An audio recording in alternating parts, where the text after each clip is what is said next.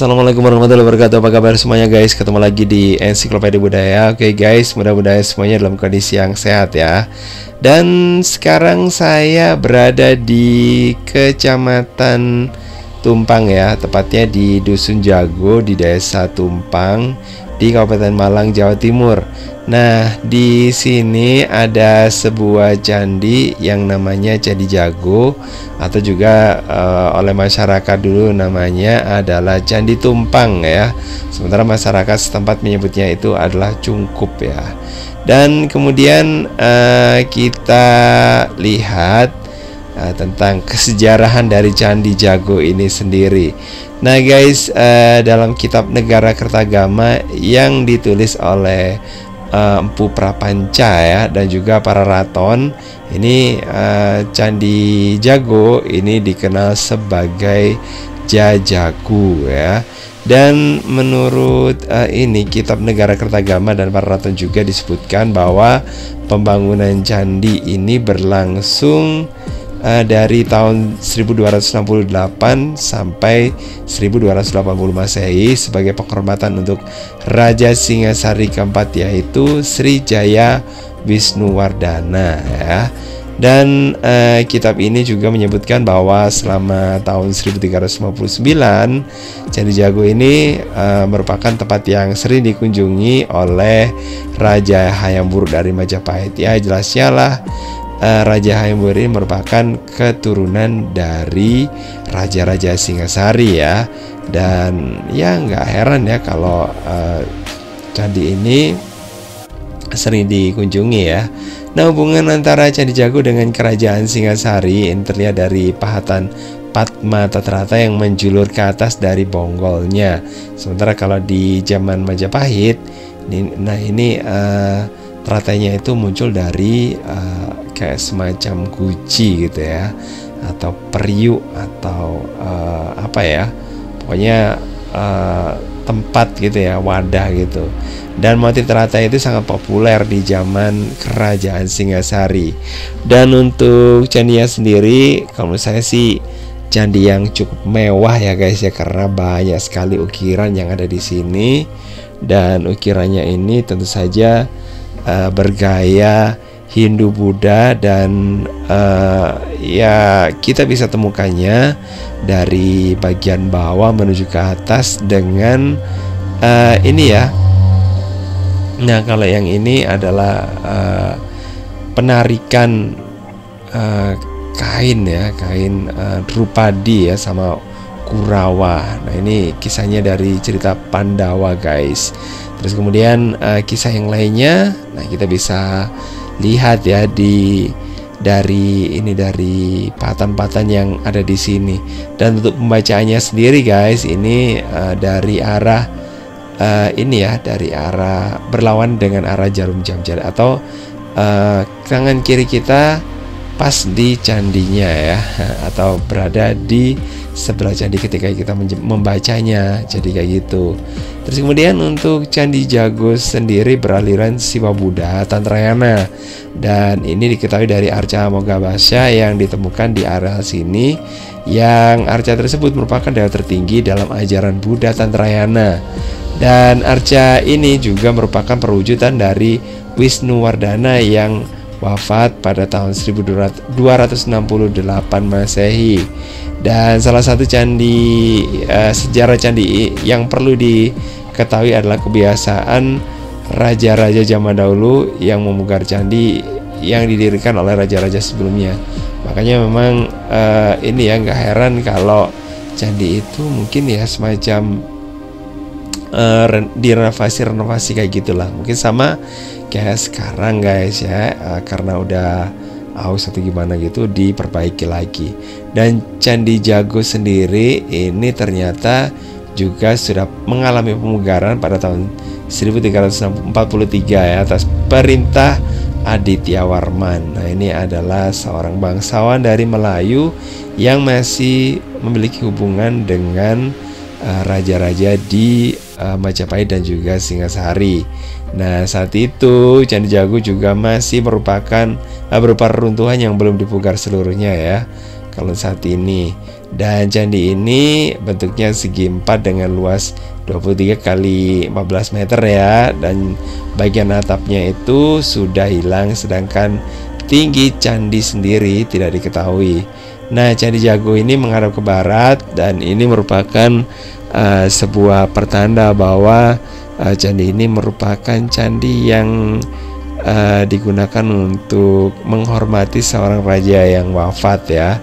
Dan bentuknya juga semakin ke atas semakin kecil ya, pada lantai pertama dan kedua terhadap selasar candi yang dapat dilewati mengelilingi candi. Sementara di Garbagriha atau ruang utamanya ini agak bergeser ke belakang, dan model ini seperti bangunan dengan gaya ini ya prasejarah, yaitu punden berundak ya guys ya.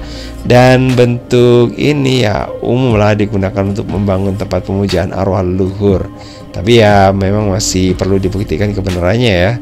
Cuman kalau untuk Candi Jago memang iya digunakan untuk menghormati raja yang sudah meninggal atau wafat ya.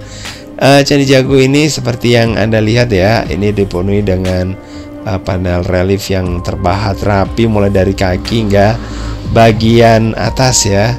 Relief Candi Jago ini mengandung unsur pelepasan dan kepergian, karena ya yang digambarkan di sini tentu saja kemungkinan besar adalah raja yang meninggal ya, yaitu Raja Wisnuwardana.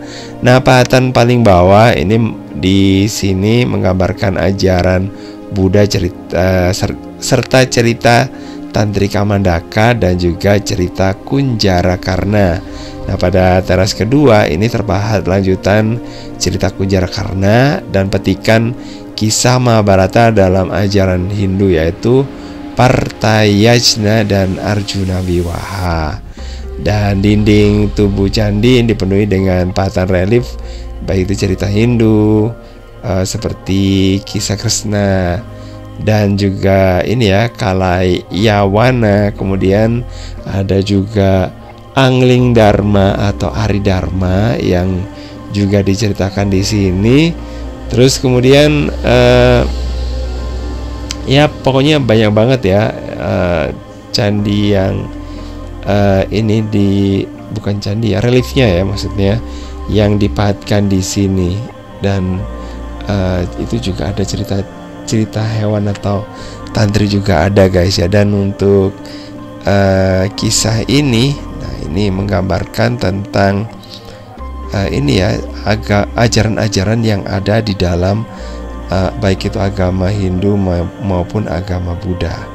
Oke, kita bisa lihat ya reliefnya itu cukup rame ya. Ini merupakan ciri dari candi-candi yang bergaya istana ya. Ini cukup raya atau cukup kaya dengan rame sekali ya. Dan sebentar kita naik ke sini guys ya, untuk melihat sisi yang ada di sini. Dan memang agak ini harus hati-hati ya, karena cukup tinggi guys ya. Oke, kita bisa lihat di bagian atasnya kayak gini udah hilang ya. Oke, ini merupakan pintu masuk menuju ke ruang utama, cuma sayang ruang utamanya udah runtuh ya. Oke, dan kita bisa lihat lagi di sebelah sana udah pemukiman ya, di sebelah sekeliling dari candi sendiri. Nah ini, nah seperti ini guys. Nah yang di bagian sana itu menuju ke bagian Garbagriha, oke, atau ruang utamanya. Dan ini merupakan relief ya, yang mengisahkan tentang kayaknya ini hewan ya guys ya. Ini Ari Dharma, ada ular yang ada katanya dengan ular ya. Nah ini yang satunya adalah dari kasta yang tertinggi, satunya dari ular biasa saja. Dan ini diganggu ya sama Ari Dharma, karena tidak ingin ini sih, ular yang dari kasta yang tinggi dari yang perempuan ya itu bercampur dengan yang rendah, katanya sih gitu ya ceritanya. Oke, dan seperti ini guys, ini kisahnya. Dan Aridharma ini merupakan salah satu tokoh yang bisa berbicara dalam bahasa hewan ya guys ya, atau mengerti bahasa hewan. Oke, jadi kayak gini. Ini reliefnya seperti ini guys.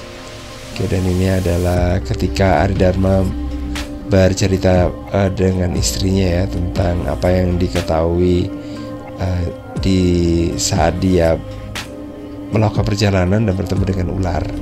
Jadi kayak gitu. Dan ini ada di bagian pahatan yang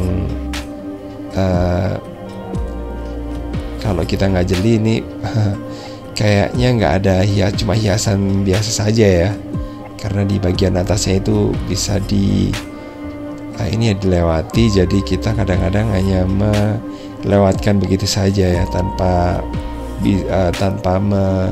melihat bahwa ternyata memang ada ceritanya guys di bagian itu ya. Oke, dan Anda udah tahu sendiri kan, hiasannya sangat luar biasa ya. Cuman ada ini sih karena faktor ini ya usia gitu ya, karena juga faktor cuaca alam ya juga. Nah ini membuat banyak relief yang ada di sini yang sudah aus guys. Oke, sayang banget ya guys ya, candi yang seperti ini rusak ya guys ya, karena ya faktor alam juga ya. Oke, padahal sih di sini reliefnya ini mengandung banyak informasi guys ya.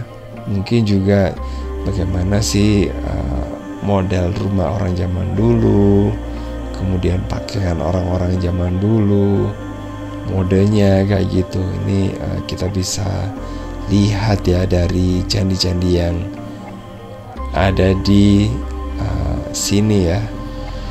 Dan ini tentu saja mengisahkan tentang atau mungkin menjelaskan bagaimana kondisi dari masyarakat yang ada di era Kerajaan Singasari ya. Oke, jadi kayak gini suasana dari candi ini ya. Oke, candinya semakin ke belakang ini semakin ini ya, semakin mengecil. Oke, makasih banget udah gabungan guys. Gitu aja ya. Jangan lupa untuk like, subscribe, komen, dan share untuk mendukung channel ini. Dan saya kira wassalamualaikum warahmatullahi wabarakatuh.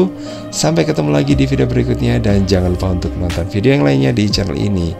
Bye.